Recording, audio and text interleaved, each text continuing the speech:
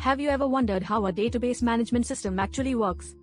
Today, we will explore its internal workings and components. By the end, you will understand DBMS architecture and its major components. Let's dive into the simple steps of understanding DBMS architecture. First, DBMS features a three-tier architecture. It consists of three levels: external, conceptual, and internal.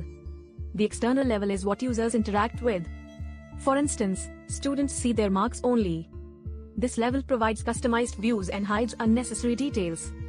Next is the conceptual level. This defines the global logical view of the entire database.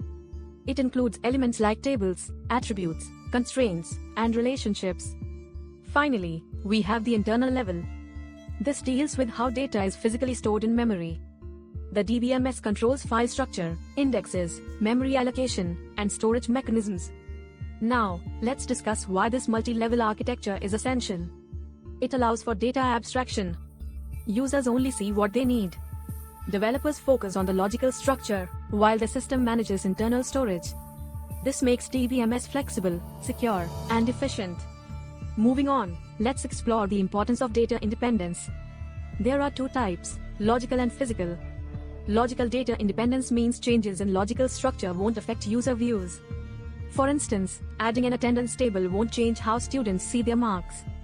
Physical data independence ensures changes in storage don't affect the logical structure.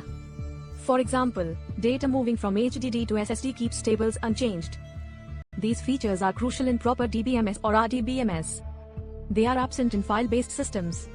Now, let's look at the 5 major components of DBMS. First is the query processor. This handles user queries and translates them into low-level instructions. It includes a parser, optimizer, and executor. Next, we have the storage manager. It manages data storage, files, indexing, and backup. The transaction manager ensures transactions are accurate. It maintains asset properties, atomicity, consistency, isolation, and durability. Then, we have the database administrator, or DBA. They manage user permissions, backups, performance tuning, and security controls. Lastly, we have the data dictionary. This is a database of metadata, storing information about tables, columns, keys, and constraints. To summarize, we discussed the three-tier DBMS architecture and its levels. External level provides user views, conceptual level defines structure, and internal level handles storage.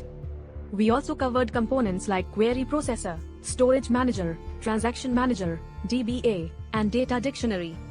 Now, it's your turn to apply this knowledge. If you found this helpful, please give a thumbs up, share, and subscribe to our channel.